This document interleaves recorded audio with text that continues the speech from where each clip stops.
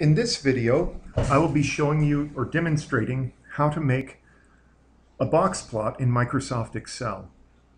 You can download the box plot template, Excel template from our Moodle site, and it will look like this. And just change the numbers around a bit to get your box plot to look like this. For example, if I want to, I could change, actually type in the numbers that I'd like for the quartiles, median, and max. Let me highlight these so that you know what you should change if you want to use this. Give me a minute here. There. So those numbers that I've highlighted in pale pink or whatever color that is are the ones that you should change if you're going to use this as your template. But I'm going to show you how to make a box plot like this from scratch. So we'll start with a new sheet. And what I'm going to do is I'm going to make two box plots. What I'm going to do is I'm going to reproduce two of the box plots from exercise 12 from chapter 2. Here is the exercise. And I'm going to reproduce box plots I and double I, just so that you get to see how to make a box plot in Excel. Notice that with both of these, the minimum is 0. The quartiles differ, but the median is the same in both of them, and then the maximum is the same. I'm going to label these up here, I and double I. And then I'm going to have to input the minimum, the quartiles, the median,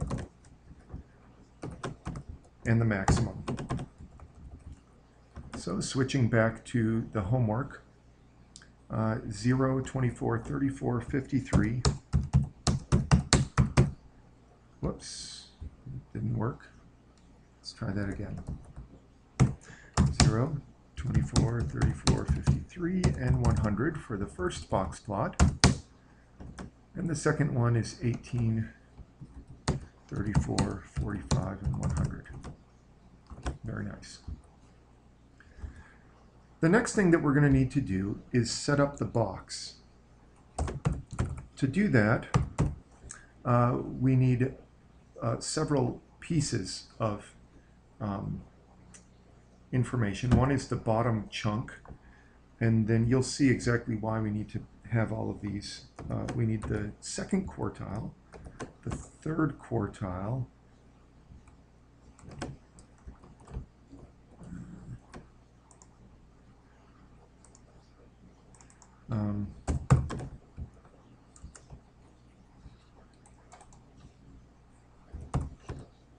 those are going to be boxes.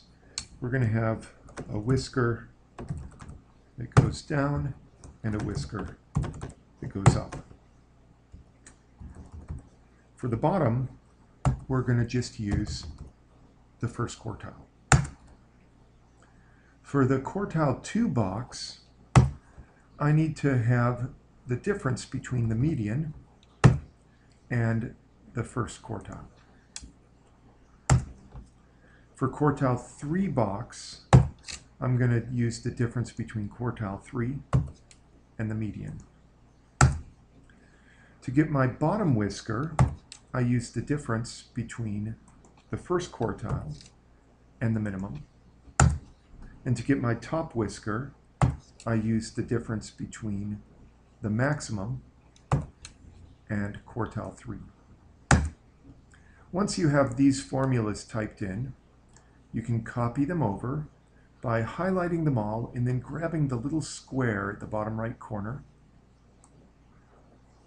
and copy them all over to this column. Next, we're going to build the box plots using a bar chart, basically. First of all, highlight the bottom, the Q2 box and the Q3 box the way I have here. After doing that, hold down the Control key and highlight the labels at the very top, the way I've done. Next, click Insert.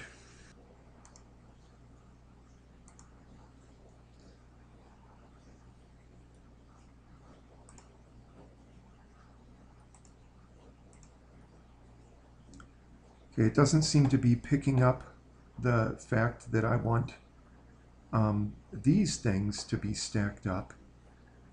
So I'm going to have to adjust this.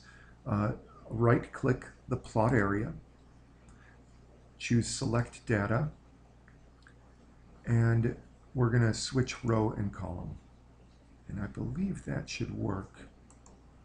Yes. Now this is exactly what I want. The next step is to get rid of this legend. We don't need that. Now we're going to need the whiskers, or the lines going to the min and the max. The way that we're going to get those is by using error bars. To get the error bars, click on the bottom of the three. See how there's three regions here. The bottom one, in my video, it's blue. On the ribbon, select Analysis. If your ribbon is larger than mine, then you should be able to see the next thing. Error bars may be on the ribbon, but if it isn't, Analysis should be there. Oh, this is under Chart Tools, Layout. You're going to select Error Bars. Mine's off the video screen here, but it is there, Error Bars. Here, let's see if I can show you this. Oops. If I move it over further, there it is, Error Bars. So I'm going to select Error Bars.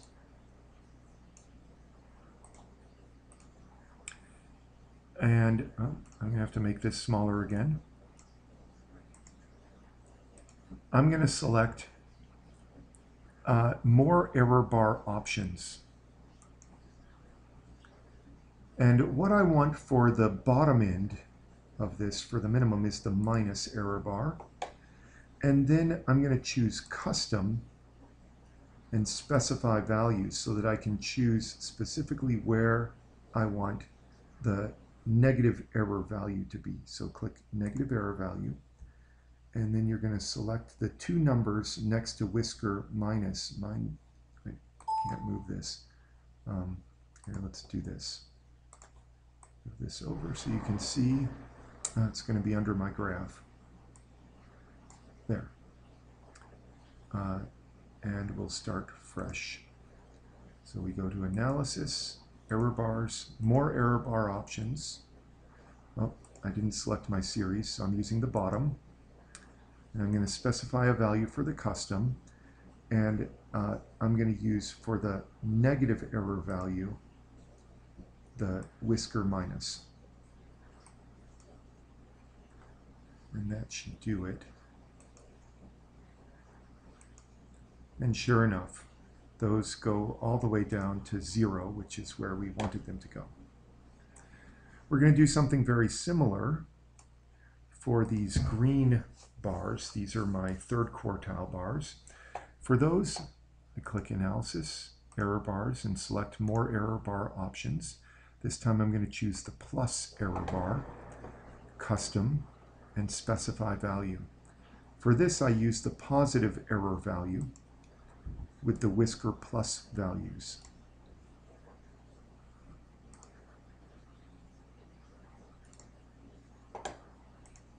And notice that this has an error bar going over to 100, which is what I wanted. Next, I need to get rid of these blue bars, the first quartile. To do that, I right-click, Format Data Series, choose Fill, and No Fill. It would be nice to have these be the same color, and so I'm going to choose one of them, format the data series. I right-click that, choose Format Data Series, and under Fill, I'm going to choose Solid Color and pick a color. It really doesn't matter which color you pick. I'll use light blue. I'm also going to put a border. Choose a solid line border and choose black for that. Next, I right-click the other quartile, the upper half of the box, Format Data Series, and do the same thing. I select my solid fill and my border color to be a solid line. There's one last thing I'd like to do, and that's that I'd like to get rid of these lines in the plot area. To do that, just right-click them, and you could just click delete, and they go away. And there are my box plots in Excel.